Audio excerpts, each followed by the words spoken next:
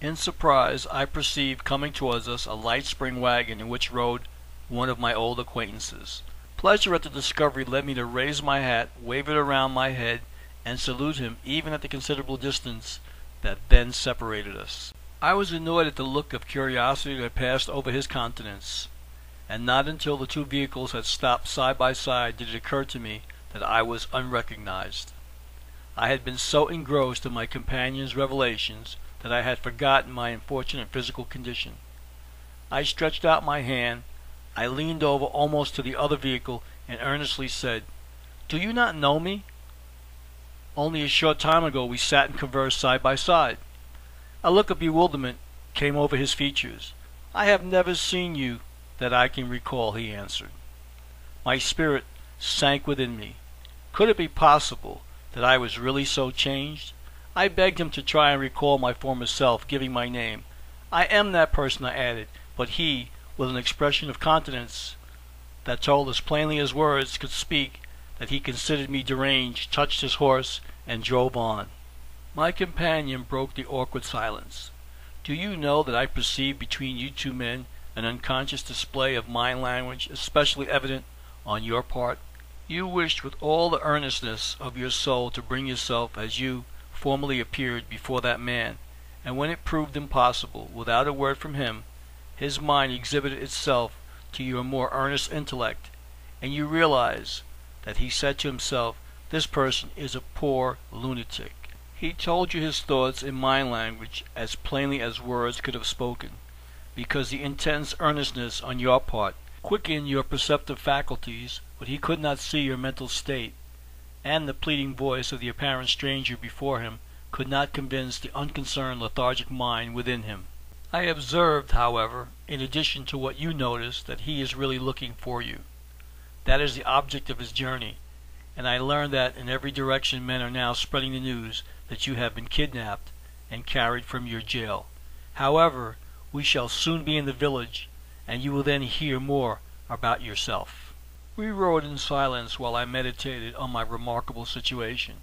I could not resign myself without a struggle to my approaching fate, and I felt even yet a hope, although I seemed powerless in the hands of destiny. Could I not, by some method, convince my friends of my identity? I determined, forgetting the fact that my guide was given in reading my mind, that upon the next opportunity I would pursue a different course. "It will not avail," my companion replied. "You must do one of two things. You will voluntarily go with me, or you will involuntarily go into an insane asylum." Neither you nor I could by any method convince others that the obviously decrepit old man beside me was but yesterday hale, hearty, young, and strong. You will find that you cannot prove your identity, and as a friend, one of the great brotherhood to which you belong, a craft that deals charitably with all men and all problems, I advise you to accept the situation as soon as possible after it becomes evident to your mind that you are lost to former affiliations and must henceforth be a stranger to the people whom you know. Take my advice and cease to regret the past and cheerfully turn your thoughts to the future. On one side of you the lunatic asylum is open, on the other side a journey into an unknown region beyond the confines of any known country. On the one hand, imprisonment and subjection, perhaps abuse and neglect. On the other, liberation of soul, evolution of faculty, and the grasping of superior knowledge that is denied most men. Yes, withheld from all but a few persons of each generation, for only a few, unknown to the millions of the world's inhabitants, have passed over the road you are to travel. Just now you wish to meet your jailer of a few hours ago. It is a wise conclusion, and, if he does not recognize you, I ask you in sincerity, who will be likely to do so? We will drive straight to his home, but here he comes. Indeed, we were now in the village where my miserable journey began, and perhaps by chance, it seems that it could not have been otherwise, my former jailer actually approached us. "If you please," said my companion, "I will assist you to alight from the wagon, and you may privately converse with him." Our wagon stopped. My guide opened the conversation with the jailer, saying that his friend wished to speak with him, and then assisted me to alight and retire at a distance. I was vexed at my infirmities, which embarrassed me most exasperatingly, but which I knew were artificial. My body appeared unwilling, although my spirit was anxious, but do what I could to control my actions, I involuntarily behaved like a decrepit old man. However, my mind was made up. This attempt to prove my personality should be the last. Failure now would prove the turning point, and I would go willingly with my companion upon the unknown journey if I could not convince the jailer of my identity.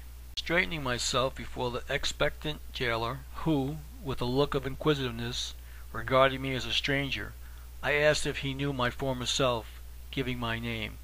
"That I do," he replied, "and if I could find him at this moment, I would be relieved of a load of worry."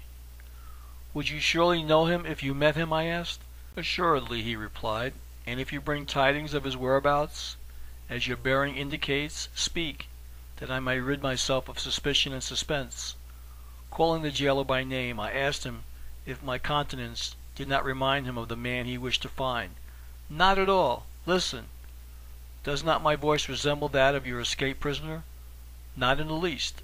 With a violent effort I drew my form as straight as possible and stood upright before him, with every facial muscle strained to its utmost in a vain endeavor to bring my wrinkled countenance to its former smoothness, and with the energy that a drowning man might exert to grasp a passing object, I tried to control my voice and preserve my identity by doing so, vehemently imploring him, begging him to listen to my story. "I am the man you seek. I am the prisoner who, a few days ago, stood in the prime of life before you. I have been spirited away from you by men who are leagued with occult forces which extend forward among hidden mysteries into forces which illuminate the present and reach backward into the past unseen.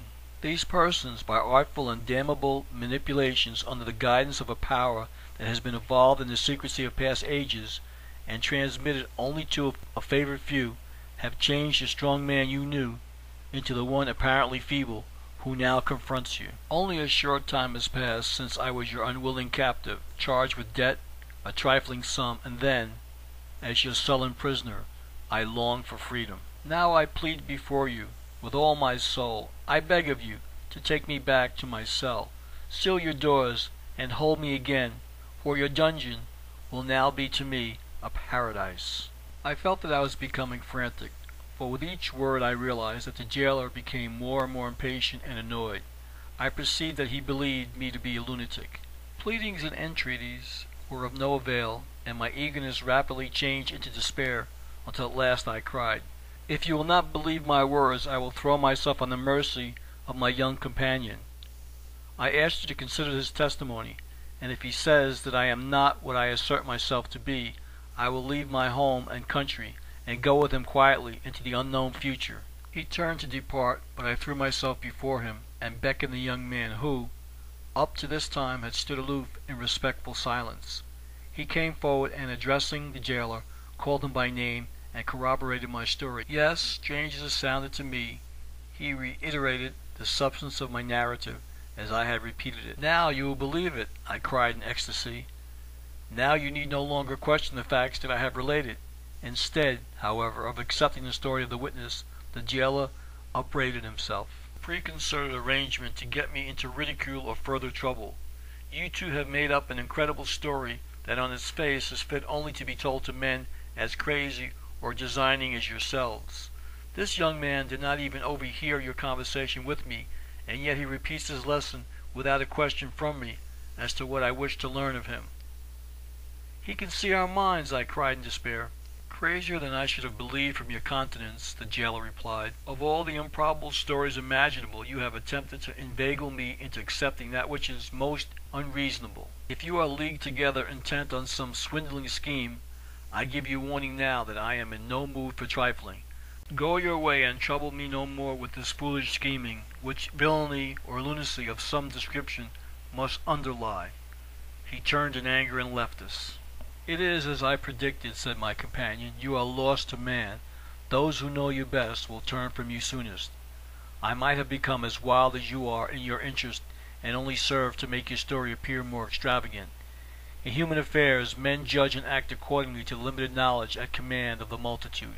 Witnesses who tell the truth are often, in our courts of law, stunned, as you have been, by the decisions of a narrow-minded jury.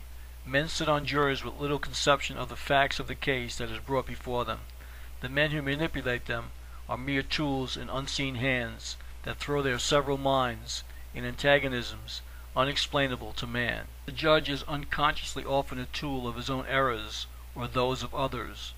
One learned judge unties what another has fastened, each basing his views on the same testimony, each rendering his decision in accordance with law derived from the same authority. Your case in that condition of mind that men call lunacy.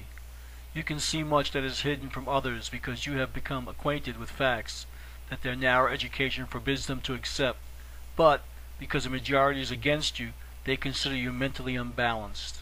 The philosophy of men does not yet comprehend the conditions that have operated on your person, and as you stand alone, although in the right, all men will oppose you, and you must submit to the views of a misguided majority. In the eyes of a present generation, you are crazy. A jury of your former peers could not do else than to adjudge you, for you are not on the same mental plane, and I ask, will you again attempt to accomplish that which is as impossible as it would be for you to drink the waters of Seneca Lake at one draught? Go to those men and propose to drain that lake at one gulp, and you'll be listened to as seriously as when you beg your former comrades to believe that you are another person than what you seem. Only lengthened life is credited with the production of physical changes that under favorable conditions are possible of accomplishment in a brief period, and such testimony as you bring in the present state of human knowledge would only add to the proof of your lunacy. I see, I said, and I submit. Lead on, I am ready. Whatever my destined career may be, wherever it may be, it can only lead to the grave. Do not be so sure of that, was the reply. I shuddered instinctively, for this answer seemed to imply that the stillness of the grave would be preferable to my destiny. We got into the wagon again, and a deep silence followed as we rode along, gazing abstractedly on the quiet fields and the lonely farmhouses. Finally we reached a little village. Here my companion dismissed the farmer, our driver, paying him liberally, and secured lodgings in a private family. I believe we were expected, and after a hearty supper we retired. From the time we left the jailer, I never again attempted to reveal my identity. I had lost my interest in the past and found myself craving to know what the future had in store for me.